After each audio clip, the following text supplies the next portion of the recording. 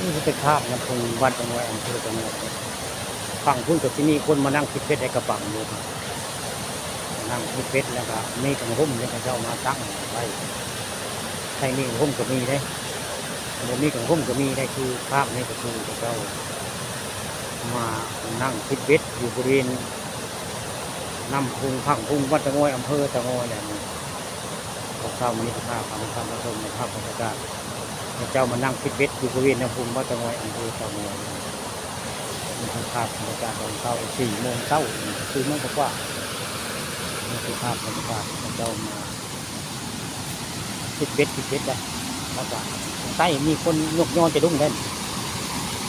เนื่องจากไม่น้ำแห้งได้เหมือนน้ำแห้ง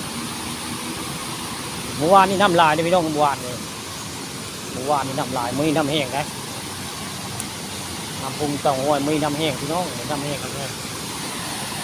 นี่คือภาพบรรยากาศน้ำแห้งอยู่บริเวณน้ำพุงเต่างอยมีคน2 คนนี่มาตึกอยู่แล้วเมื่อวานนี่เห็น3วันนี้เห็น2แล้วมัน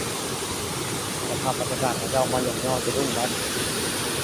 อยู่บริเวณน้ำพุงเต่างอยตัวแก่งเต่กันเต่างอยเนี่ยหรือว่าน้ำพุงพญาเต่างอยกับพันรถกระเม็ดมองนี่แหละภาพบรรยากาศเจ้าหยกยอจะดุ้งกันอยู่บริเวณ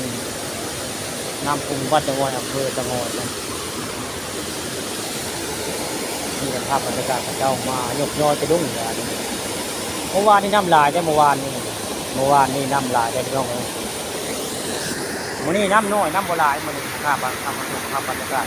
เจ้าหยกยอจะดุ้งน้ำน้อยแล้วมีน้ำโบราณคือเมื่อวาน